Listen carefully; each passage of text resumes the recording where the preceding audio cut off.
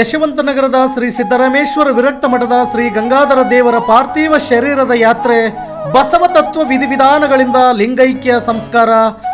ನಿಜಕ್ಕೂ ಯಶವಂತನಗರದ ಶ್ರೀ ಸಿದ್ದರಾಮೇಶ್ವರ ವಿರಕ್ತ ಮಠದ ಶ್ರೀಗಳು ಇನ್ನಿಲ್ಲ ಅಂತಕ್ಕಂಥದ್ದು ಸಾವಿರಾರು ಭಕ್ತ ಸಮೂಹವನ್ನು ಅಗಲಿದಂತ ಒಂದು ಈ ಸಂದರ್ಭ ಸಕಲ ಸದ್ಭಕ್ತರ ಪಾಲಿಗೆ ಕರಾಳ ದಿನ ಅಂತಾನೆ ಹೇಳ್ಬೋದಾಗಿರ್ತಕ್ಕಂಥದ್ದು.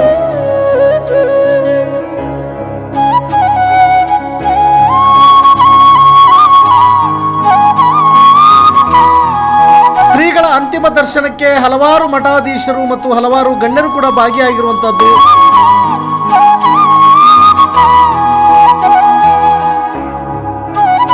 ಇನ್ನು ಯಶವಂತನಗರದ ಹೊರವಲಯದಲ್ಲಿರ್ತಕ್ಕಂಥ ಏನು ಮೀನುಗೊಳ್ಳ, ಅಲ್ಲಿ ಶ್ರೀ ಸಿದ್ದರಾಮೇಶ್ವರ ಜೀವಂತ ಸಮಾಧಿಯ ಒಂದು ಪುಣ್ಯ ಸ್ಥಳದಲ್ಲಿ ಶ್ರೀಗಳ ಒಂದು ಲಿಂಗೈಕ್ಯ ಸಂಸ್ಕಾರ.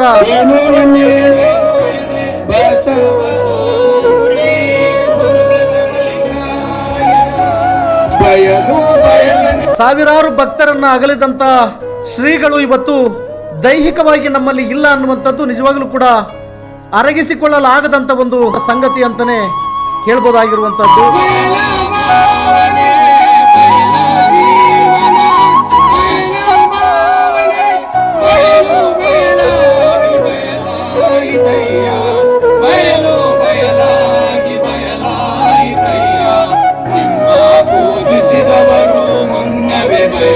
ಶ್ರೀಗಳ ಅಂತಿಮ ಯಾತ್ರೆ ನಿಜಕ್ಕೂ ಸಾವಿರಾರು ಭಕ್ತರ ಮಧ್ಯೆ ಒಂದು ದೇವರ ರಥೋತ್ಸವದಂತೆ ಸಾಗ್ತಕ್ಕಂಥದ್ದನ್ನು ಕೂಡ ನಾವಿಲ್ಲಿ ಗಮನಿಸಬಹುದಾಗಿರ್ತಕ್ಕಂಥದ್ದು.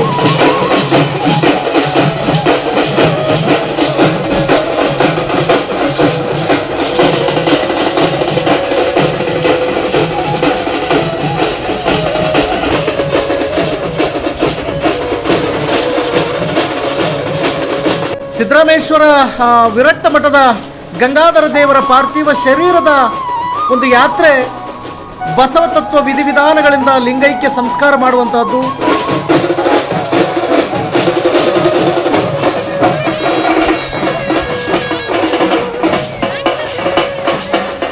ಶ್ರೀಗಳ ಅಂತಿಮ ದರ್ಶನಕ್ಕೆ ಹಲವಾರು ಮಠಾಧೀಶರು ಹಲವಾರು ಗಣ್ಯರು ಕೂಡ ಭಾಗಿಯಾಗಿರುವಂತಹದ್ದು.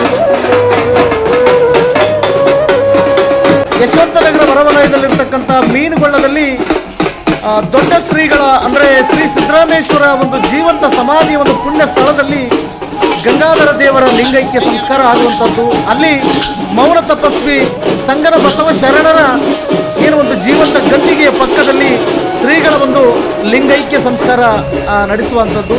ಇದೆಲ್ಲವನ್ನು ಕೂಡ ನೀವು ಗಮನಿಸ್ತಾ ಇದ್ದೀರಾ.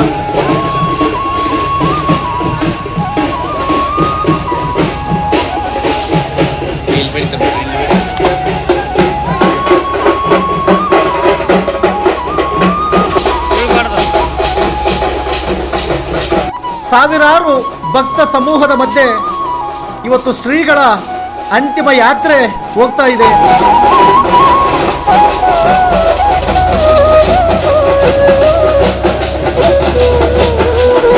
ಶ್ರೀಗಳ ಒಂದು ಬಹುದೊಡ್ಡ ಕನಸಿತ್ತು.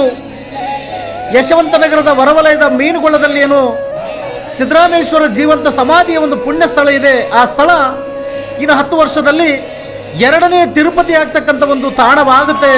ಇಲ್ಲಿ ಸೇತುವೆ ನಿರ್ಮಾಣವಾಗುತ್ತೆ. ಸಿದ್ದರಾಮೇಶ್ವರ ಶ್ರೀಗಳ ಒಂದು ಶಿಲಾ ಮಂಟಪವಾಗುತ್ತೆ, ದಾಸೋಹ ಮಂಟಪವಾಗುತ್ತೆ ಅಂತಕ್ಕಂಥ ಬಹುದೊಡ್ಡ ಆ ಕನಸನ್ನು ಕಂಡಿದ್ದಂಥ ಶ್ರೀಗಳು ಇವತ್ತು ದೈಹಿಕವಾಗಿ ನಮ್ಮಲ್ಲಿಲ್ಲ. ಮೀನುಗೊಳ್ಳದ ಶ್ರೀ ಸಿದ್ದರಾಮೇಶ್ವರ ಜೀವಂತ ಸಮಾಧಿಯ ಒಂದು ಪುಣ್ಯ ಸ್ಥಳ 2ನೇ ತಿರುಪತಿ ಆಗುತ್ತೆ ಅಂತಕ್ಕಂಥದ್ದು ಅವರ ಭವಿಷ್ಯವಾಣಿ.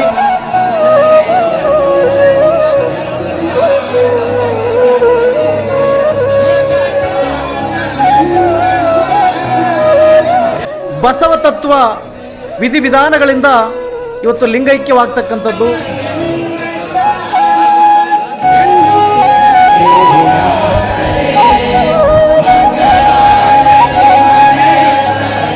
ದೈಹಿಕವಾಗಿ ಸಾವಿರಾರು ಸಕಲ ಸದ್ಭಕ್ತರನ್ನ ಇವತ್ತು ಶ್ರೀಗಳು ಅಗಲಿರುವಂಥದ್ದು.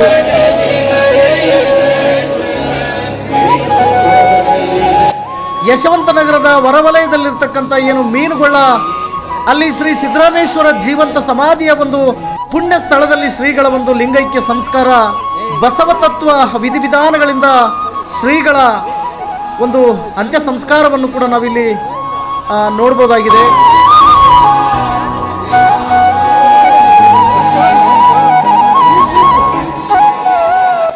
ನಿಮ್ಮೆಲ್ಲರಿಂದಲೂ ಕೂಡ ಇವತ್ತು ಶ್ರೀಗಳಿಗೆ ಭಕ್ತಿಪೂರ್ವಕ ಶ್ರದ್ಧಾಂಜಲಿಯನ್ನು ಅರ್ಪಿಸೋಣ.